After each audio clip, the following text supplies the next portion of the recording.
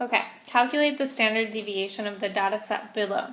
So in order to find the standard deviation, we're going to use this formula, which is standard deviation equals the square root of the sum, this symbol means sum, of the variances, which we find by taking each value and subtracting the mean, so it's the difference of each value from the mean, and then we're going to square that, and then we're going to divide by the number of values. So it's the mean of the variance, basically, is the standard deviation.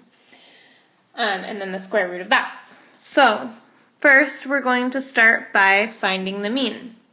In order to find the mean, we're going to add up all of these values and divide by the number of values we have. So 3 plus 5 plus 9 plus 10 plus 13 divided by 5.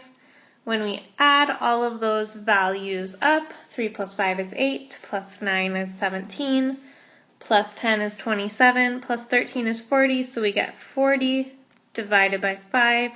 We get that the mean is equal to 8. Okay, so let me erase this so we have some space, and we're going to say the mean is equal to 8. We'll just save that. Okay, so we have our first step done. The mean is equal to 8. Now we're going to move on to step 2. In step 2, we're going to subtract each value, or subtract the mean from each of these values, and then square that. So that looks like this. Our first value is 3. So I'm going to take 3 minus the mean, which is 8. So 3 minus 8 equals -5. And then I'm going to square that, and I get 25. So that's my first value I need to save here. Then the next one is 5 minus 8. So our value is 5 minus the mean, which is 8. 5 minus 8 is -3. And we're going to square that. -3 squared is 9. Okay, we're going to do the same thing with the next value.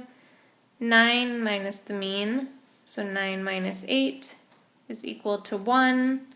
We're going to square that, and 1 squared is just 1. And then the next value is 10. 10 minus the mean is 8 equals 2. We're going to square that, and we get 4. And then the last value is 13 minus our mean of 8. And we get 5, and then we square that, and we get 25. Okay, so that is step 2, is that we found each of these values, and now the next step is to, this symbol right here means the sum of all of these values, so I'm going to add them all up. 25 plus 9 plus 1 plus 4 plus 25. And just to be clear, that's a plus there. And when I add all of these up, I should get, let's see, 25 plus 9 plus 1 is 35.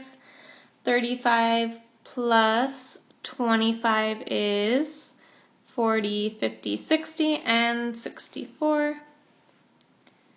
So when I add all of these values up, I should get 64. That's the sum of all of these values. And then now I need to divide by the total number of values. So I'm going to take 64 and I'm going to divide it by, I had 1, 2, 3, 4, 5 values. So 64 divided by 5 values is going to give me